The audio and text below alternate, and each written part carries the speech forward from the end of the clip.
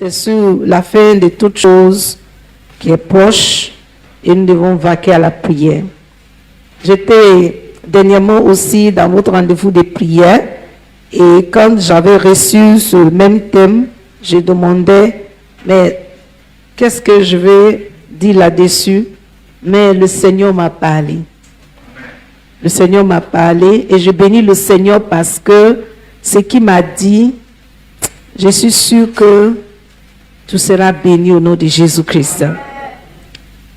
Nous allons ouvrir notre Bible sur le livre de Daniel, Daniel chapitre 5, versets 1 à 12.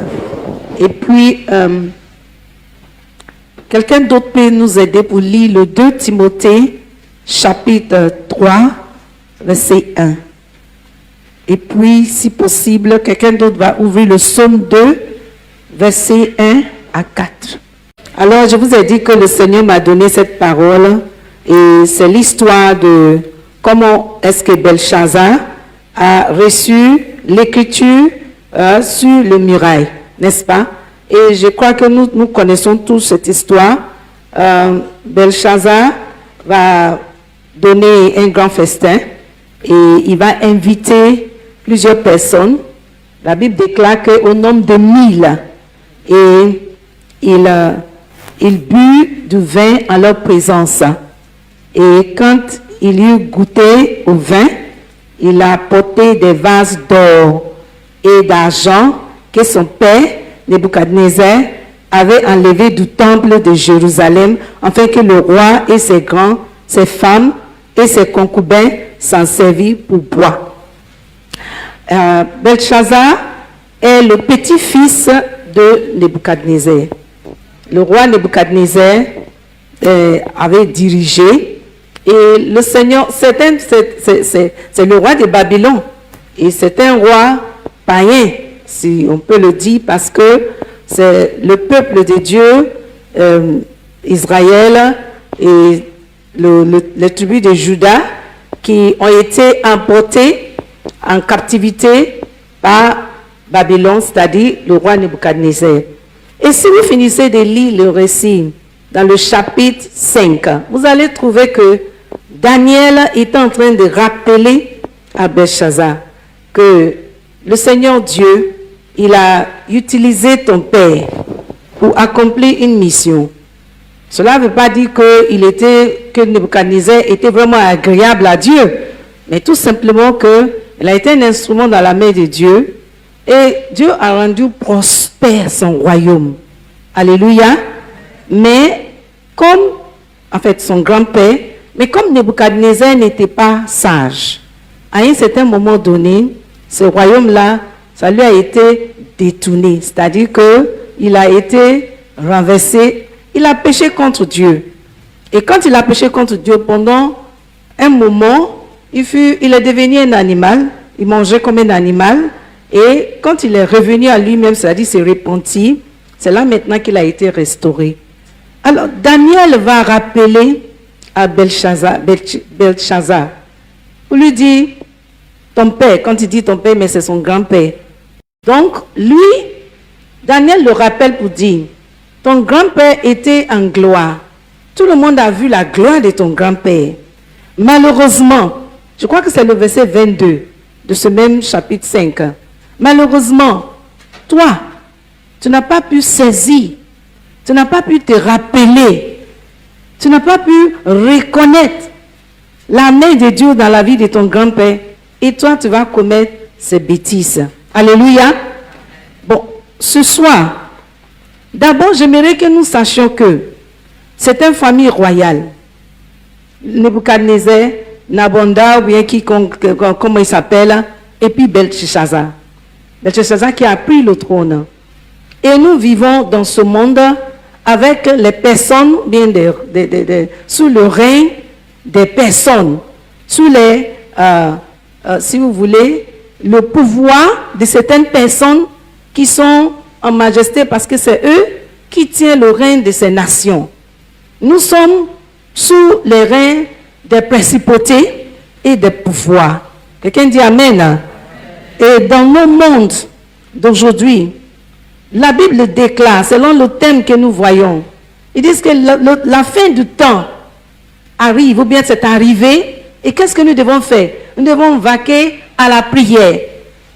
2 Timothée 3 nous dit qu'à la fin du temps, voici les choses que nous allons commencer à remarquer. Mais alors, entre nous, si je vous pose la question, sommes-nous à la fin du temps ou nous avons encore assez de temps? Alléluia. Donc, entre vous et moi, nous pouvons dire que nous sommes vraiment à la fin du temps.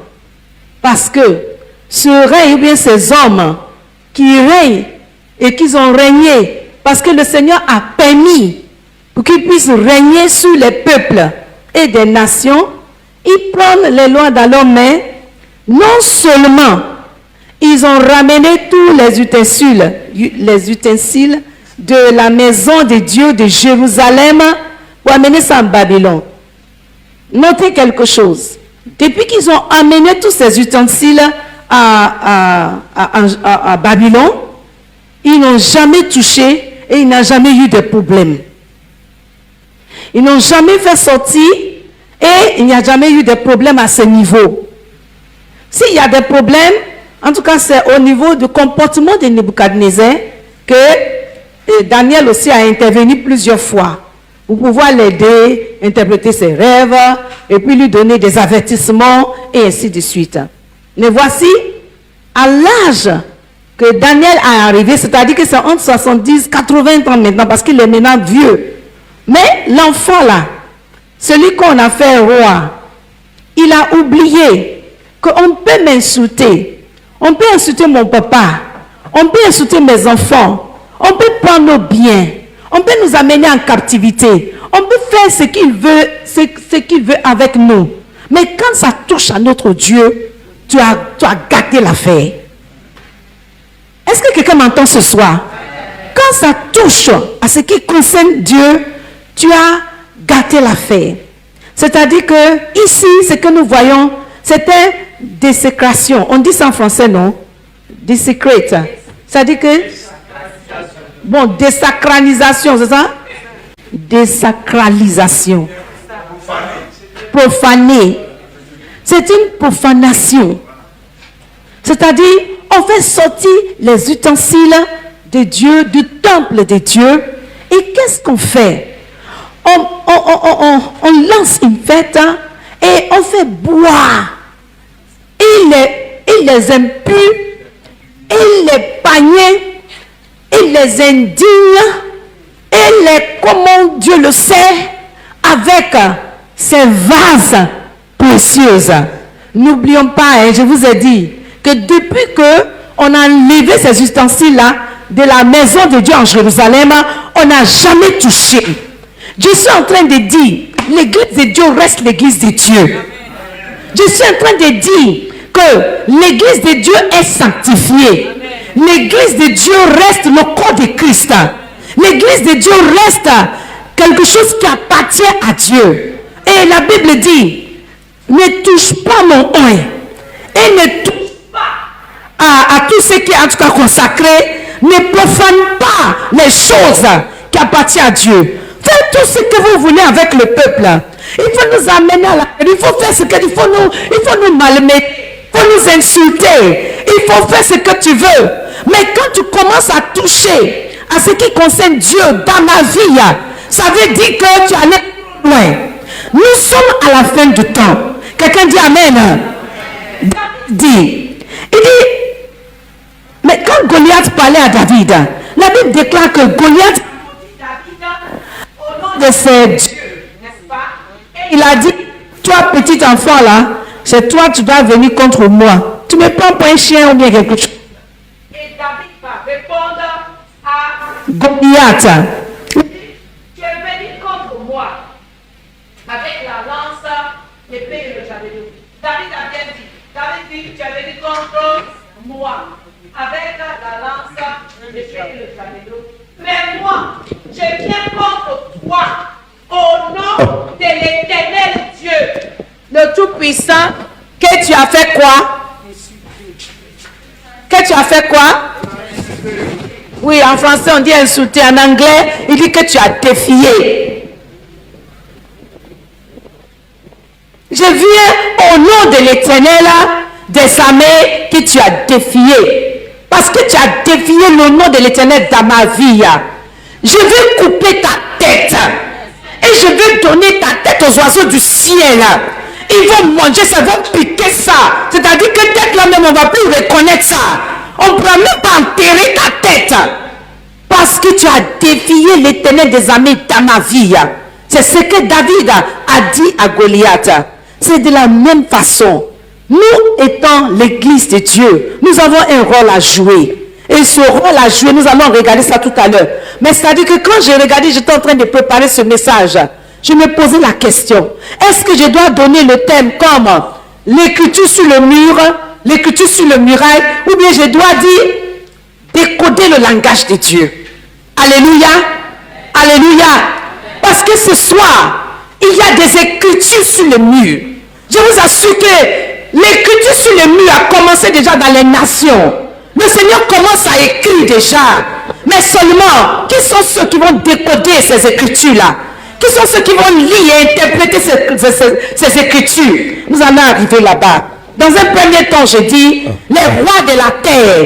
En Somme 2, le verset 1, il dit, les rois de la terre. Pourquoi se tumulte parmi les nations? Se veut passer parmi les peuples. Pourquoi les rois de la terre se soulèvent-ils? Et les princes se liguent-ils avec eux contre l'Éternel et contre son oeil? Amen. Pourquoi se tumulte parmi les nations? Pourquoi est-ce que les rois de la terre se soulèvent-ils? Alléluia. Pourquoi les princes se liguent-ils avec eux contre l'Éternel et contre son oeil? Alléluia. Pourquoi? Pourquoi est-ce que dans ce fin de temps, le combat est contre l'église de Dieu? Je vais vous dire une chose. Le combat n'est pas contre toi en tant qu'un individu. Le combat est contre l'église de Dieu. Et quel est le combat? Parce que si vous regardez la fin du temps, dans cette fin du temps-là, dans cette fin du temps, l'âme que Satan va utiliser contre l'église, ça ne sera pas l'immoralité. Ça ne sera pas l'immoralité. L'âme que l'ennemi va utiliser contre nous dans cette fin de temps, ça ne sera non plus le terrorisme. Alors, quelle est cette arme que l'ennemi va utiliser contre l'Église, contre nous dans cette fin de temps? C'est-à-dire, il y aura une conspiration contre l'Église dans le niveau de l'économie. De plus en plus, qu'on nous rend pauvres, de plus en plus, on n'arrive pas à influencer notre société. Sincèrement, je prie le Seigneur que le Seigneur nous donne la compréhension facile. Amen. Alléluia. Amen. Je ne suis pas pour cette affaire de prospérité ici, prospérité là-bas. D'ailleurs, même là, je ne connais pas bien même ce que c'est la différence. Mais moi, ce que je sais est ceci, l'Église doit prospérer. Amen. Que nous le voulons ou pas, l'Église doit prospérer. Amen. Et il ne s'agit pas du fait que tu as un véhicule et puis tu es content. Tu as un terrain et puis tu es content. Tu as une maison et puis tu es content. Il ne s'agit pas de ça. Il s'agit d'avoir l'influence. Il s'agit d'avoir l'affluence, d'avoir des personnes clés. Il s'agit d'avoir les richesses enfouies. Il s'agit d'avoir une bouche. Parce que l'ennemi va tout faire pour fermer la bouche de l'église, pour nous mettre en arrière, pour nous rendre insignifiants. On fait l'œuvre de Dieu avec l'argent. On fait l'œuvre de Dieu avec des moyens. On fait l'œuvre de Dieu avec de certaines influences. Donc quand on dit onction, on dit gloire, on dit richesse. C'est tout ça là qui fait la grâce de Dieu dans la vie de l'église. Il ne faudrait pas qu'on va se séparer pour dire non, il faut juste faire doucement, tu vois.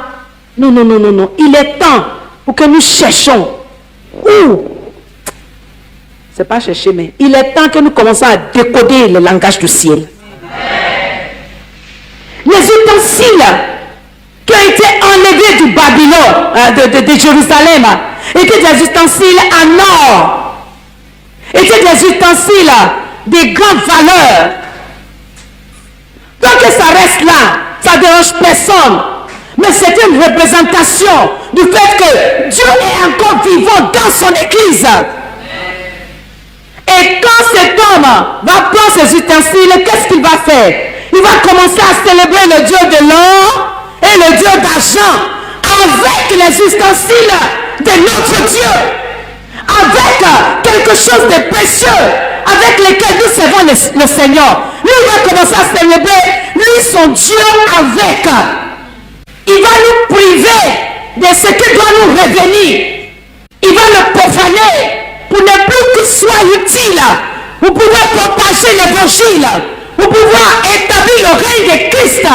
Vous pouvez établir le règne de notre Dieu dans les nations. Il prend ses ustensiles et puis il va commencer à faire adorer le Dieu de l'or et le Dieu de l'argent.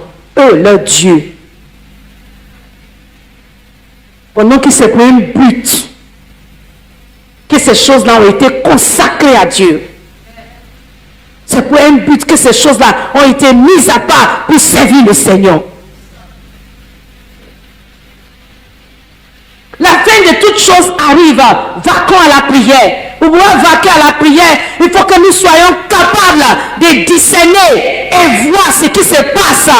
Non seulement que nous voyons ce qui se passe, mais il faut aussi être capable de décoder le langage du ciel.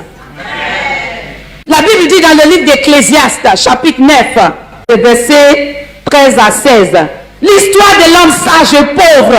Il y avait un problème et cet homme sage, par sa sagesse, ils ont pu régler le problème.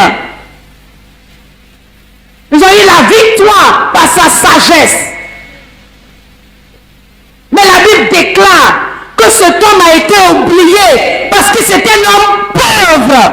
Personne ne s'est rappelé de lui. Et c'est le roi Salomon qui parle ici. Il est en train de nous expliquer. On dit, la sagesse est bonne, mais cette sagesse doit être accompagnée par ce qu'il faut. Qui veut écouter l'église aujourd'hui? On est sage, on a la révélation. On a l'onction. Comme quelqu'un a bien dit, l'onction sans les moyens, c'est une frustration. Que vous le voulez ou pas, je suis en train de vous dire la vérité. Viens me demander, je vais vous expliquer bien. Alléluia, ils ne m'ont pas donné assez de temps. Alléluia. Le plus grande bataille de l'église aujourd'hui, c'est la fête de pauvreté et de manque. Que le Seigneur nous aide à pouvoir empower, à pouvoir impacter, renforcer les capacités. C'est ce que je veux dire. Renforcer les capacités des membres de l'église pour que nous puissions entreprendre, pour que nous puissions nous positionner dans les endroits qu'il faut.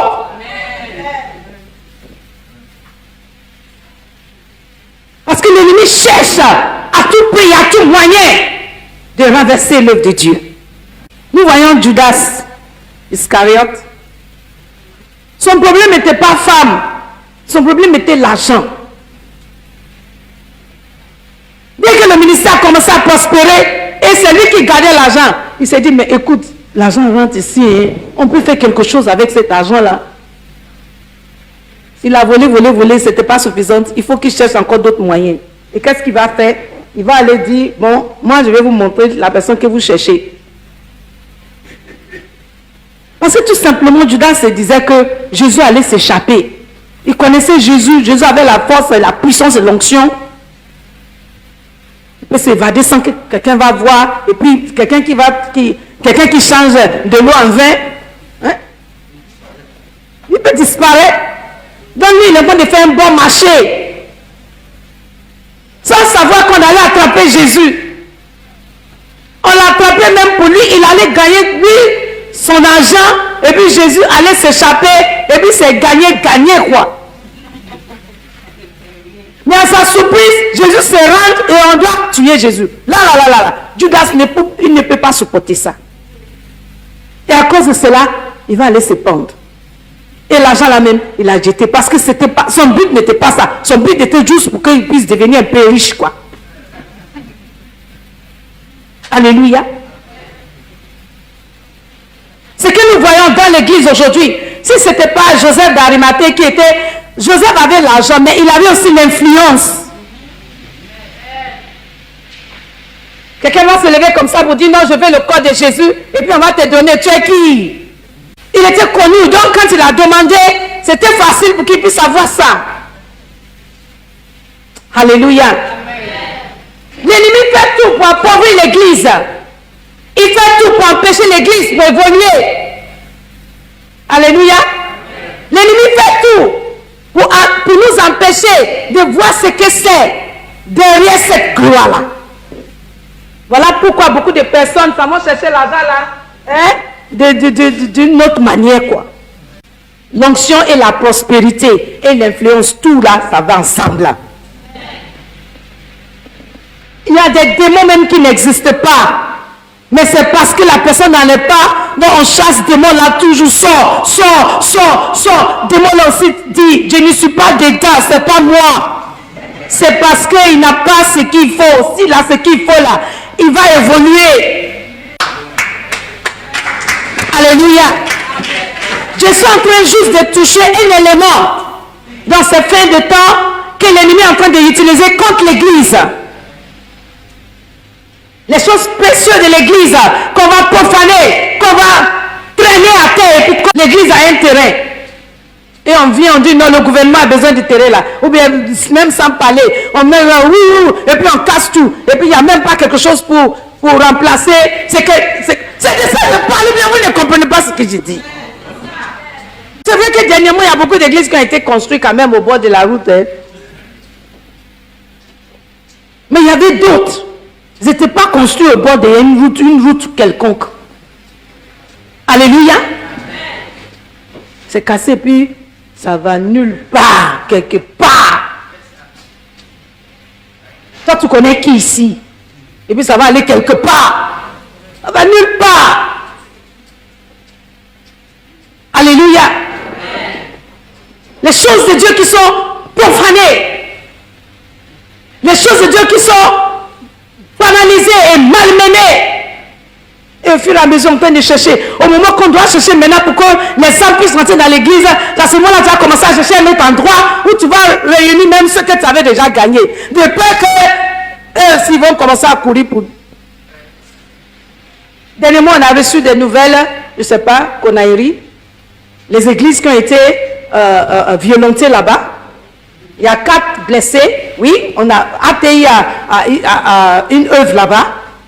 On a un de nos implanteurs d'église qui est là-bas, qui a été affecté. Église Assemblée de Dieu, église de ASCI et puis église Bethanie. Ce n'est pas ceux qui connaissent, ceux qui sont de l'Assemblée de Dieu ici.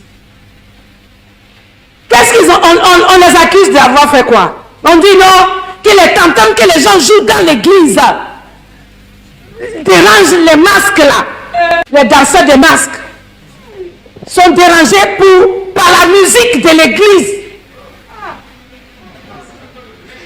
Donc ils viennent, ils ont cassé, frappé les gens, en tout cas fait plein de dégâts là-bas.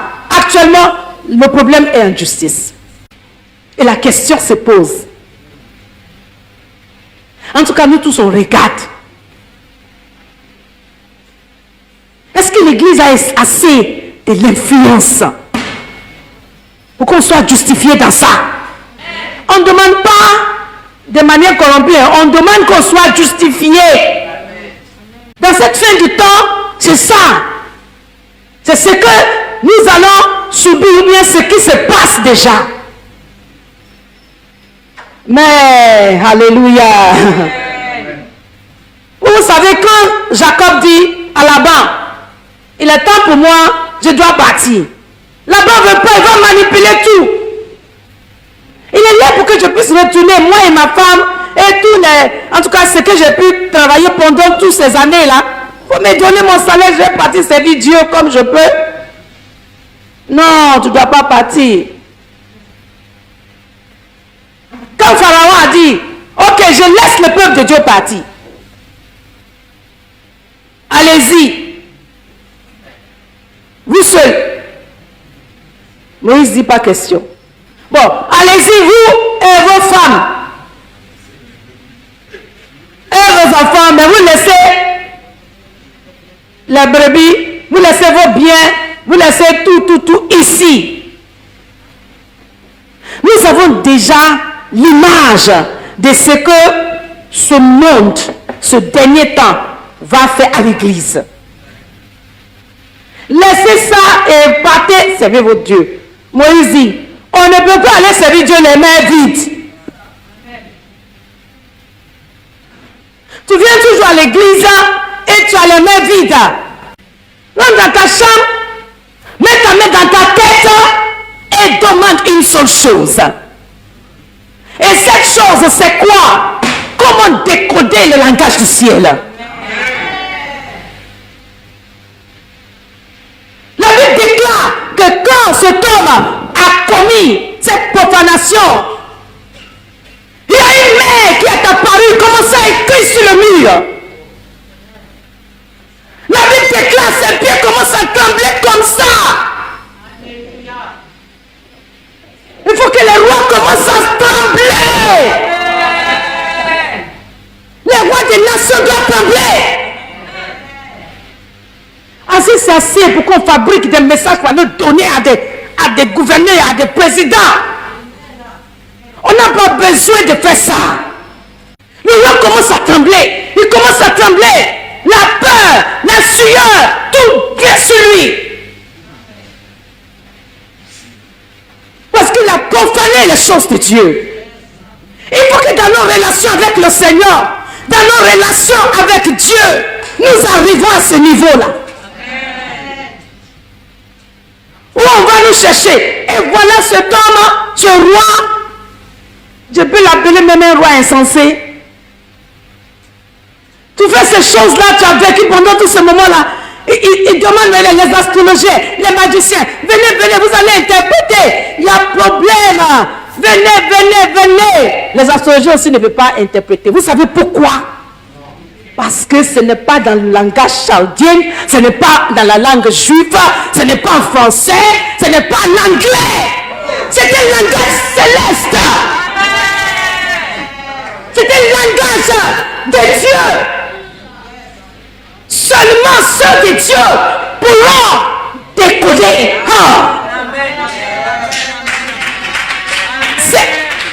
C'est pas un langage humain, c'est pas un langage terrestre. Il appelle tout le monde, venez. Les gens viennent, on dit, menez, et quelle pérez ça? Il faut assis, non, ça là, attends, il a appelé mon frère, il va venir lire. Tout le monde vient, chacun lit. Et la reine vient. La reine doit être soit la femme de son père. On suppose qu'elle n'était pas là pendant cette fête-là. Donc quand elle découvre que le roi est en train de chercher, qui va décoder, qu'est-ce que la reine a dit? La reine a dit au roi, durant le temps de tes pères, il y avait un homme. C'est là-bas, je m'en vais. Il y a une femme, il y a un homme qui sait lire le langage de Dieu. Il y a quelqu'un, quand je parle, quand on dit menez, il dit d'abord, menez veut dire, le royaume est divisé sous tes mains. Et puis, desquels tu as été pesé dans les balances, tu ne vaux rien. Pérez, en tout cas, cette position-là te sera ôtée, c'est fini. Le royaume sera divisé. Alléluia. Un langage que personne ne peut comprendre. Notre problème, c'est que on explique tout par le langage que nous comprenons. Et les gens nous prennent à léger. Dans ces 2 jours, je suis en train de parler à Dieu pour dire, Seigneur, ah mais oui, c'est que tu ouvres les yeux pour découvrir là. Décoder les langages célestes. Afin que nous soyons ceux qui parlent aux nations. Amen. Afin que nous soyons ceux qui parlent aux rois. Afin que nous soyons ceux que Dieu va utiliser pour débloquer ou bien pour bloquer des situations. Amen. On dit non. Daniel, si tu peux lire, je vais te donner des bénédictions. Je vais te donner plein de choses. Daniel dit, garde ça pour toi-même. Parce que quand tu vas finir de lire, lui-même il sait que bénédiction là, ça va couler. Waouh! Quand il a fini d'interpréter, le roi lui a donné toutes ses bénédictions. Mais puisque le jugement était un jugement urgent et instantané, la même nuit là, le roi est mort. Dis à ton voisin, décoder le langage céleste. Dis encore à l'autre côté, dis décoder le langage de Dieu. Alléluia. Il faut que nous arrivions à décoder le langage de Dieu. Notre problème aujourd'hui, c'est que nous n'arrivons plus à entendre Dieu. Et ce que nous faisons, ce sont des guesswork. Comment on dit guesswork là? On devine. On dirait que... Il me semble que... Mais selon ce que je pense, Daniel dit au roi, je n'ai pas besoin des bénédictions ou bien des trucs que tu veux donner là. Mais moi, je vais t'interpréter ça. Parce que tes pères ils ont vécu des choses. Et normalement, toi, tu devais être sage. Mais malheureusement pour toi, qu'est-ce que tu fais? Tu fais sortir les instruments de l'adoration de Dieu et tu vas le profaner. Les instruments de l'adoration de l'église. Et tu vas le profaner. Il y a une main qui écrit déjà sur le mur. L'écriture a déjà commencé. Le jugement de Dieu a déjà commencé. Mais qui sont ceux qui vont décoder? Voilà pourquoi nous sommes là ce soir.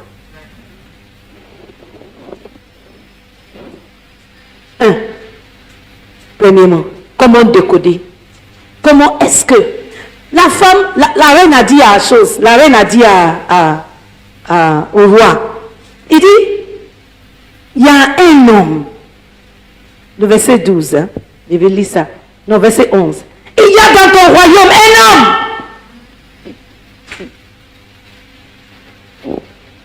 Il y a dans ton royaume un homme qui a en lui l'esprit de Dieu saint. Et du temps de ton père, on trouva chez lui des lumières, de l'intelligence et une sagesse semblable à la sagesse de Dieu. Aussi, le roi Nebuchadnezzar, ton père, le roi ton père, l'établit chef des magiciens, des astrologues, des chaldiens, des devins. Parce qu'on trouvait chez lui, chez Daniel, nommé par le roi Belteshazzar, un esprit supérieur.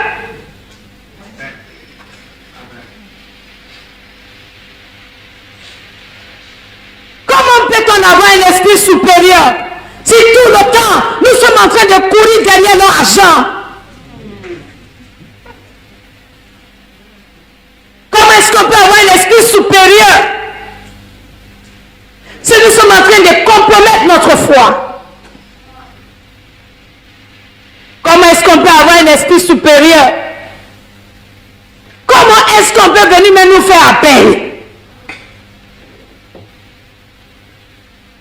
Comment est-ce que ce soit nous qui interprètent ces écritures sur le mur? Est-ce qu'un jour, quand on nous fait appel pour venir interpréter ces écritures, nous n'allons pas en train de dire, ah, bon, Seigneur Jésus, on va jeûner encore 21 jours.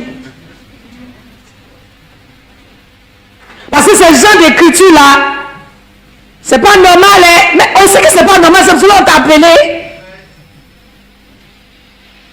Ce genre d'écriture, bon, c'est Jésus.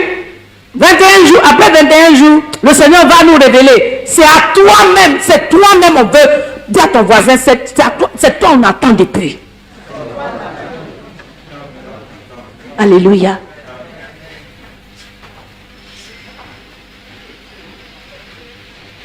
La Bible dit en Éphésiens, le chapitre 1, verset 16, que les yeux de nos illuminations, en tout cas, that our eyes may be enlightened, nos yeux soient illuminés.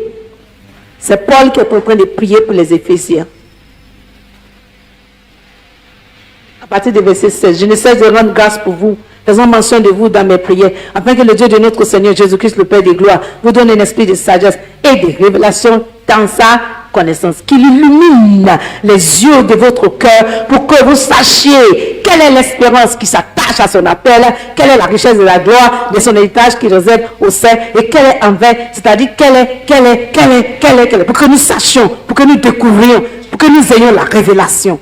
Je prie au nom de Jésus-Christ que nous ayons cette révélation dès ce soir au nom de Jésus. La première des choses pour avoir cet esprit supérieur, c'est de marcher dans l'esprit et faire taire les œuvres de la chair. Ève a regardé le fruit. La Bible dit, elle a vu que c'était bon. Tout ce qui fait bling bling, on dit, c'est pas tout ce qui fait bling bling qui est de l'or. Il y a des pacotiers aussi. On a trempé ça dans l'eau de l'or, mais c'est pas vrai or. Ève a vu, et c'était bling bling. Elle a vu, elle a pensé que c'était bon pour elle dans le manger. Elle a mangé et puis elle a donné à son mari la vue, la convoitise des yeux, la convoitise de la chair et l'orgueil de ce monde. Galates chapitre 5, verset 19 nous dit de marcher selon l'esprit et ne pas gratifier les œuvres de la chair.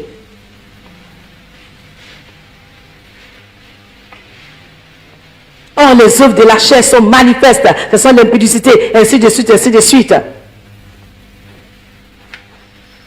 Dans verset 16, dit, je dis donc, marchez selon l'esprit, et vous n'accomplirez pas les désirs de la chair, car la chair a des désirs contraires à ceux de l'esprit, et l'esprit en a des contraires à ceux de la chair. Ils sont opposés entre eux, afin que vous ne fassiez pas ce que vous voudrez.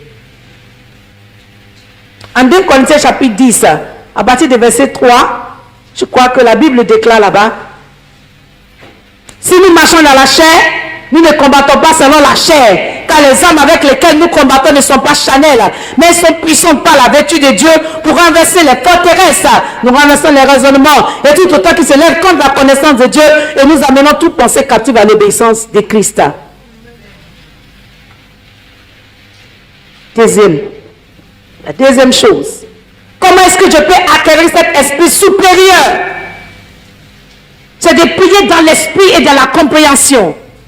Paul dit, à 1 Corinthiens 14, le 26, il dit, je prie dans l'esprit et je prie dans la compréhension. Si tu n'es pas baptisé dans le Saint-Esprit par l'évidence de parler en langue, tu en as besoin. On ne peut pas dire ça, on ne peut pas exagérer là-dessus plus que ce que nous sommes en train de le dire. C'est très important. Si tu penses que ce n'est pas important, ce n'est pas grave, hein, tes prières aussi seront exaucées. Hein. Mais je voulais juste te dire que quand tu reçois le baptême du Saint-Esprit par l'évidence de parler en langue, ça te donne un peu plus de tonus dans la prière. Ça t'aide à prier des heures sans être fatigué. C'est quoi tu veux raconter à Dieu? Tu me parles en français, en anglais, français, tu parles à l'ethnie embêté jusqu'à un certain moment donné, tu n'as plus de paroles pour exprimer ce que tu veux dire. L'écriture qui est sur le mur là, c'est pas embêté ni en français, ni en anglais. Jude 20. Il dit, bien aimé, construisez-vous sous votre très sainte foi en priant par quoi? Le Saint-Esprit. Construisez-vous, édifiez-vous, baptisez-vous, grandissez-vous, transformez-vous le Saint-Esprit. Romains 8, verset 10. De même aussi, le Saint-Esprit vient au secours de nos faiblesses, quand nous ne savons pas ce qu'il convient de demander dans la prière. Amen. Pour avoir un esprit supérieur, il faut que nous nous donnons à la prière dans l'esprit. Alléluia. Troisième, la consistance, la persévérance, la décision, l'engagement. On engage avec qui peut Seigneur aujourd'hui, et puis demain on n'est plus là parce que quelqu'un nous a offensés. Ah, tu as un problème. I'm telling you the truth.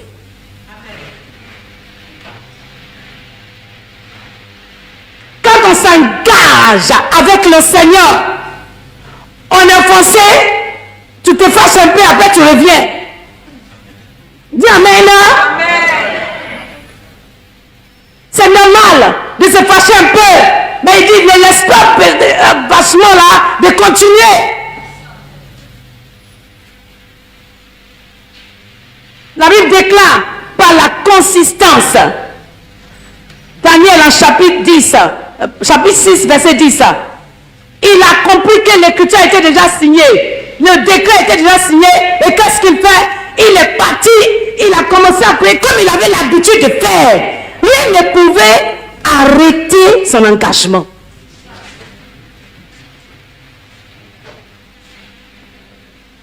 Jérémie 29, 11 nous dit, on peut allumer, merci. Jérémie 29, 11 nous dit, moi je connais les projets que j'ai pour vous. Projet de paix, projet de bonheur, afin de vous amener dans un avenir d'espérance. N'est-ce pas? Il dit, mais vous allez partir, vous allez prier, vous allez me chercher, vous allez me trouver. Mais il dit, quand vous allez me chercher de tout votre cœur, c'est-à-dire prier, tu as prié déjà, hein? Maintenant tu pries encore, et tu pries encore, et tu persévères encore. Comme la veuve de Luc 18. La persévérance, la persévérance, la persévérance. Toutes nos prières sont dans le réservoir de Dieu. Et au moment opportun, le résultat là, ça va ressortir. En tout cas, moi je suis convaincu de ça. Même ce que je vois, même si je ne vois pas que les choses changent, ça ce sont des choses physiques. Il dit un point éternel de gloire quand nous ne regardons pas aux choses physiques, mais nous regardons aux choses invisibles. Car les choses visibles sont momentanées, les invisibles sont comment? Éternelles. Amen. Quelqu'un dit la persévérance. La consistance. Quatrième, la parole. La parole. En Acte 20, 32, c'était dans le discours de revoir de Paul. Et quand il a parlé longuement, il leur dit, avec tout ce qui s'est passé, avec tout ce que vous avez déjà vécu, Acte 20, 32, il dit, et maintenant, je vous recommande à Dieu et à la parole de sa grâce. Cette parole qui est capable de vous édifier et vous donner un héritage avec les sanctifiés. Avec tous les sanctifiés. Nous voulons tout faire. Mais tu veux t'échapper, tu ne peux pas t'échapper de la parole. Faisons tout pour nous ancrer encore dans la parole de Dieu. Découvrir les choses cachées de la parole de Dieu.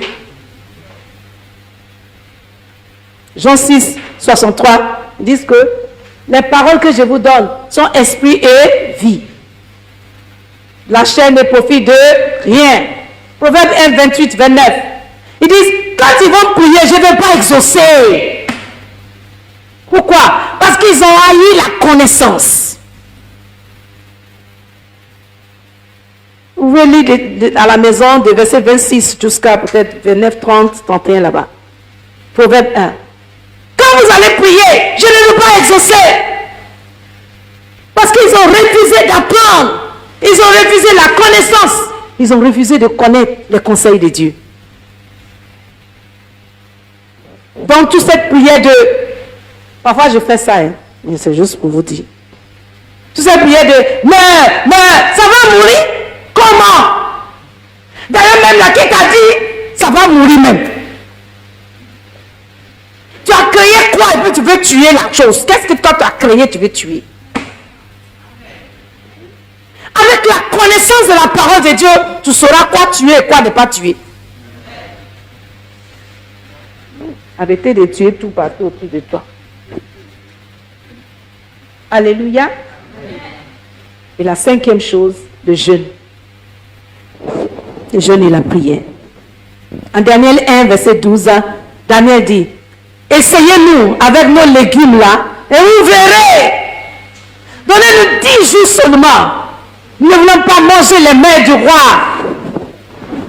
Nous voulons jeûner avec les légumes. Nous allons manger les légumes. Nous allons manger les, comment on dit, les fruits, les légumes, en anglais on dit pulse. Et vous allez voir, la Bible déclare qu'après 10 jours, quand ils sont venus les voir, regardez comment leur visage rayonnait. Mais je vais dire, même le secret même qui est là dedans, c'est quoi? Puisque Daniel avait un esprit supérieur. Est-ce que nous tous, on ne va pas commencer à manger comme lui maintenant? Mais il faut qu'on commence à chercher comment est-ce que le monsieur là vivait. Il mangeait quoi? Il buvait quel genre d'eau? Il dormait à quelle heure? Il priait à quelle heure? Alléluia! Parce que moi, je vais être capable de lire l'écriture. Je vais être capable. Non, on ne peut pas rester comme ça.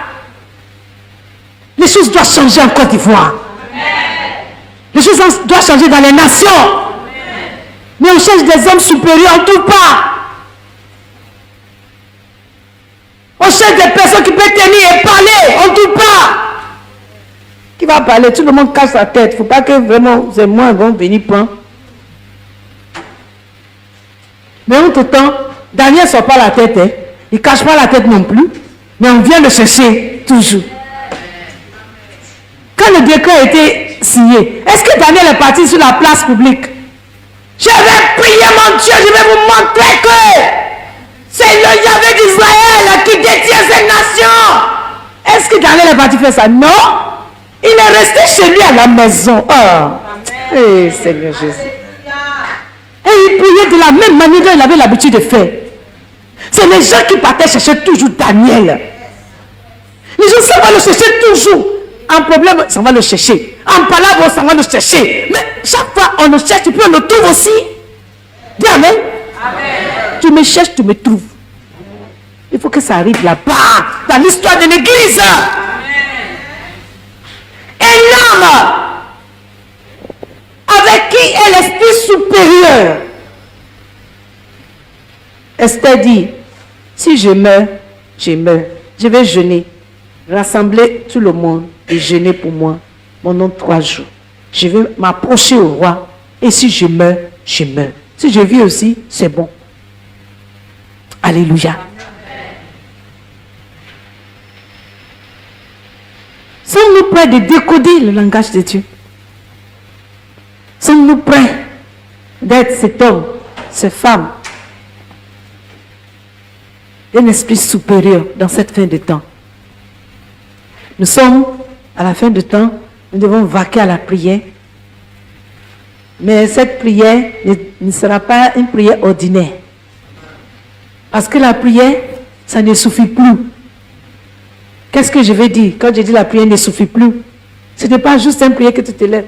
Seigneur, je suis en train de t'invoquer, il faut agir maintenant. Non!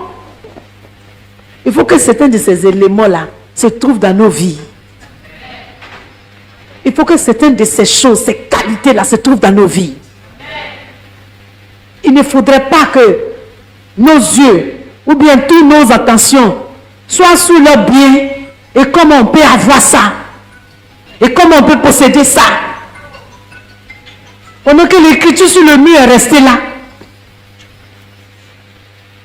Dès qu'il a fini d'interpréter, le verdict est scellé. Il n'y a plus rien à faire. Et quand il a fini de sceller cette verdict, que le roi est mort, le roi Darius a pris le pouvoir. Darius a entendu. J'ai entendu parler de toi. J'étais libre. Et maintenant, je te vois. Tu es si grande. Élevé glorieux. Ma bouche va proclamer que tu es merveilleux. Darius, comment? Il a entendu parler de Dieu, de ce Daniel-là. Ce Daniel qui a un esprit supérieur. Il est resté dans son coin, tranquillement. Et malheureusement, les gens qui étaient jaloux de Daniel, au lieu d'aller dire au roi Darius, écoute, tu as donné la promotion à Daniel, là, il faut nous donner aussi de la promotion. Ils n'ont pas parti lui dire. D'ailleurs, même là, ils savaient que Darius même faisait attention. Donc, à cause de ça, ils ont caché leur complot. Et ils ont dit au roi, il faut signer un décret. Toutes personnes qui ne vont pas te prier pendant une certaine période de temps, il faut qu'on les jette dans les cages des lions. Darius aussi, dans l'ignorance, il n'a même pas pensé à Daniel. Puisque Daniel là n'est pas son problème. Il ne veut pas avoir problème avec Daniel. Hein? Il a signé le décret. Et voilà, on vient lui dire, on a vu Daniel n'a pas obéi à ce que tu as dit. Darius dit, hey! Les gens là m'ont eu. Et quand le roi commence à pleurer de son sort, vous savez, les gens disent, ouais, tu as signé, tu ne peux plus retourner. C'est signé, c'est signé, c'est signé. C'est signé. Ça dit que tu vas manger toi ton totem là. Tu as signé, tu ne peux pas retourner, sinon tu ne seras plus roi. Oh! Voilà un roi qui accompagne le prisonnier dans sa prison. Daniel est resté dans la cage des lignons. Le roi lui dit, Daniel, ton Dieu que tu as l'habitude de servir là, Jésus dit qu'il va te garder. Et je suis. Et le roi part chez lui. Il ne dort pas toute la nuit. Il y a des rois qui ne doivent pas dormir. Il ne dort pas, il ne dort pas, il ne dort pas. Parce qu'il y a quelqu'un qui a un esprit supérieur qui souffre quelque part. C'est de ça que je parle.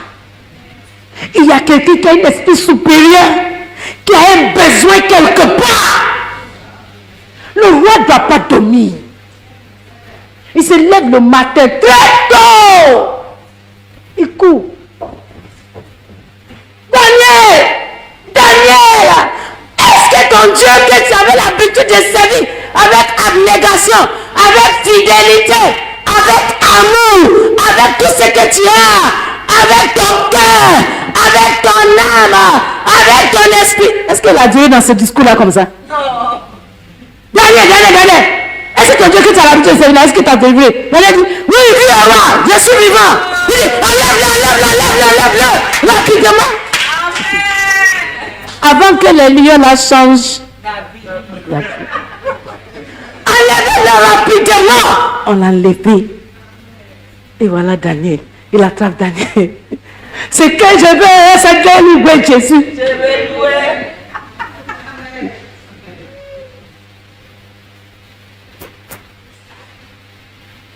Le roi même déclare la seigneurie de Dieu. Un esprit supérieur, c'est ce qu'on doit chercher. Décoder le langage de Dieu, c'est ce que nous devons chercher. La prière ordinaire ne marche plus. Hein? Nous devons commencer à chercher. Seigneur, ouvre mes yeux pour que je puisse contempler les choses cachées dans ta parole.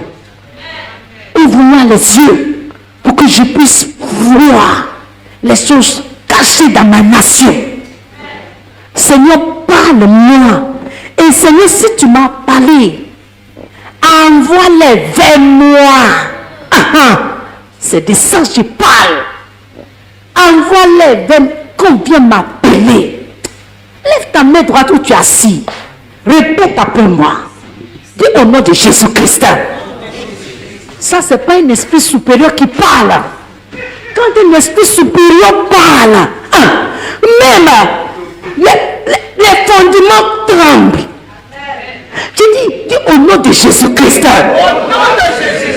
Éternel mon Dieu, je viens à toi et je cherche cet esprit supérieur.